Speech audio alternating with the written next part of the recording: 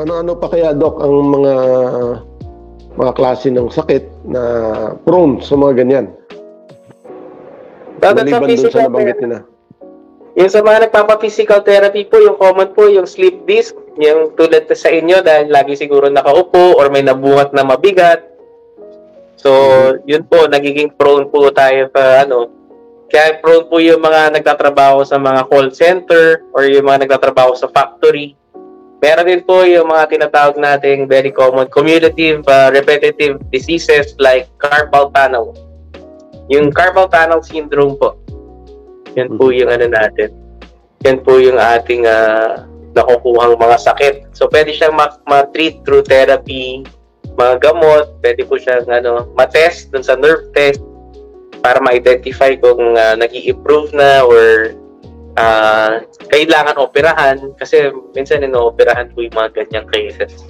Yung mga scoliosis po, very common po sa low back pain at upper back pain.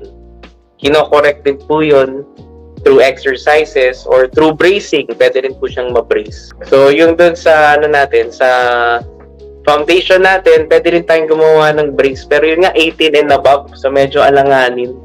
Kasi yung braces sa scoliosis dapat mas bata pa. So anyway, nag-workout po tayo. Sana nga po matulungan din po ng ma-push po yung bracing for spinal orthosis para po sa ages 12 and above or 10 and above para po yung mga may scoliosis na bata, malibre sila through PhilHealth. Sa ngayon po kasi wala pa sa expanded Z-Morph program, wala pa po yung ganong edad. So 18 and above talaga yung binibigyan ng libre through PhilHealth. Doc, yung namang may nabanggit ka rin dun sa mga expertise mo, yung sa sports naman. Pwede ba mag-elaborate ka dun sa mga sports? Sa sports medicine po, ang program na yun, in-offer po ng PUBPGH sa amin. So, we took care of UAAP and NCAA athletes during that time. So, nagkaroon na ng time before ako napasok sa orthotics, prosthetics. I was part of the yung nagko-cover yung sa stadium doctors ng PBA. So, yun, kaya namin tinayo yung doon sa mega clinic kasi lahat po ng mga atleta po doon, yung mga injured sa basketball. Meron silang doon na pwede silang magpa-therapy doon. Kaya po yung mga plate namin doon, pang 6-footer, 7-footer, makahaba po sila. So, yun po, meron tayong programa po for sports medicine, sports therapy programs. So, yung mga nagkakaroon ng bali sa basketball, usually napuputulan po sa lipid doon sa tuhod. Nag-undergo din sila ng physical therapy po. Yung ACL, very common yung ACL, ligament tear, yung anterior cruciate ligament tear. So, pwede pong maputol yun or kahit hindi sa sports. Usually, vehicular accident, nahulog sa motor, napipigtas din po yung ligament na yun sa tuhod. Nagiging unstable siya. So, kailangan po siyang i-stabilize. Kasi po kung hindi, magkakaroon maagang arthritis yung pasyente. May hirapan talaga maglakad. Kaya po, gano'n din po, awareness din lang po. Mga sports-related injuries, yung very common, yung Achilles tendon, yung sa siko, sa balikat, nadi-dislocate. So, meron po siyang mga common sports injuries based on the sport ko nilalaro. So, very specific din po yung treatment program and therapy program. So, you can go to usually a trained sports medicine physician. So, either orthopedics po yung natapos or rehabilitation medicine. Subspecialty po kasi yun. Subspecialty po yung sports medicine. So, meron pong mga doctors po na nagsa-subspecialize din dyan. Tulad din yung sa akin po, nag-subspecialize rin po ako dun. Kaya may konting kaalaman din tayo kung paano po mag-treat ng mga sports injuries.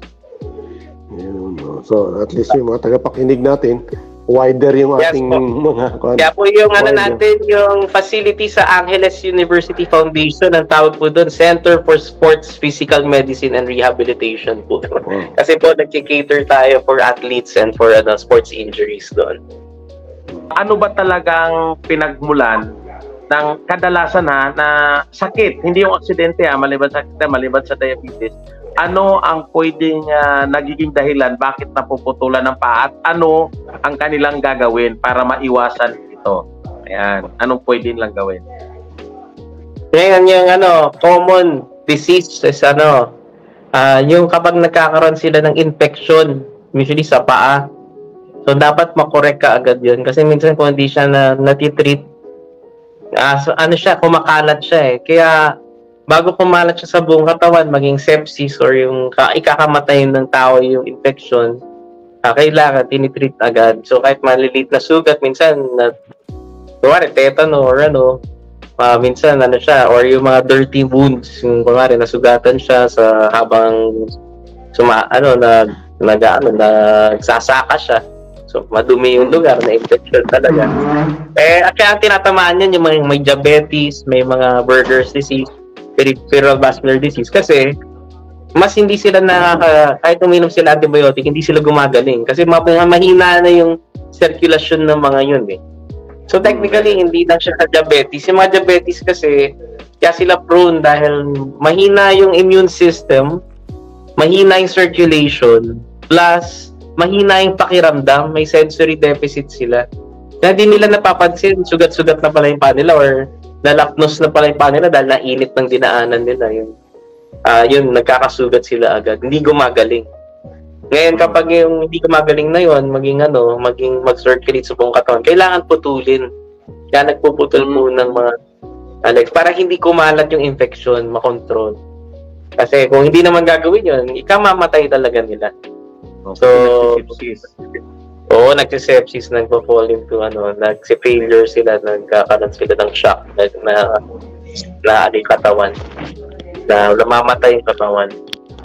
Kaya nila dinidesisyonan na putulin yung paa kung saan yung infection galing. So, yun ingat din po kapag may mga sugat tayo, maging aware tayo. Check nyo lagi yung mga paa ninyo kung may sugat yan dahil kailangan gumagaling ka agad.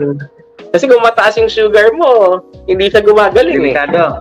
Is it better pag masakit ang likod mo, instead of sitting down, you lie down on your back? Is it better? Usually kapag yung may mga slip disc, mga pressure po ang problem niyan. So kapag mataas ang pressure, pinakamataas po kapag nakaupo. Tapos yung medyo forward, kunwari yung nagko-computer ka, yung medyo humaharap ka habang nakaupo, yun, mataas yung pressure nun. Ang pinakamahina po yung pressure sa likod kapag nakahiga. So mas mahina siya kapag nakatayo, pero mas mababa yung pressure kapag nakahiga. Kaya nare-relieve po yung may mga slip disc or may mga radiculopathy dun sa lower back kapag nakahiga or naka-sideline. Ito yung tanong taga Cebu, Doc. Kapag matagal daw siyang nakaupo, mga 10 minutes to 15 minutes sa bowl, sa inodoro, ibig sabihin sa inodoro yan, namamani daw yung paa niya, ano daw ang posibleng sakit niya doon? Anong dapat niyang ipapacheck? Baka napapatagal siya dun sa toilet bowl. Oo. Pag nakaupo daw, Doc, mga 10 to 15 minutes minsan, dapat di ba nagtatagal, dun sa bowl. Kasi sign yun na baka may naiipit na talaga na nerve or yung meron slip disc. So, pwede siya magpakuha ng nerve test or yun sinasabi ko, yung EMG, NCV or magpa-MRI para malaman kung talaga. Punta sa specialist, yung rehab doctor or orthopedic doctor or neurosurgeon, gano'n. Yun po yung mga tatlong specialty yung tumitingin ng mga neuropathy sa likod eh. Pero hindi na common sa rehab doctors kasi nandun na yung PT eh. Kung recommend ka for physical therapy, diretso na. Kaya direct. Bali, ang may problema sa kanya yung tinatawag na peripheral nervous system, tama? Peripheral neuropathies or peripheral nerve. So, yung peripheral nervous system. Kasi, siya, di ba? Yung nadi-divide siya between central nervous system and peripheral nervous system. Yung central nervous system kasi sa brain tsaka sa spine. Tapos yung peripheral nervous system, anything na wala sa brain tsaka sa spine, yung pagpalabas na siya nun, peripheral nervous system. Yung mga ugat na peripheral nerve. So, yung nakakakuha ng test na yun, yung EMG, NCV, or electromyography, nerve conduction velocity testing. So you can go to your rehab medicine doctor or neurologist. Yan po yung dalawang specialty na gumagawa ng test na yan. Oh, kaya ang ganda pa sana ng usapan natin, kaya lang ubos na po yung oras natin eh. Kaya napakaganda po ng mga topic natin. Baka pwede pong round 2, no?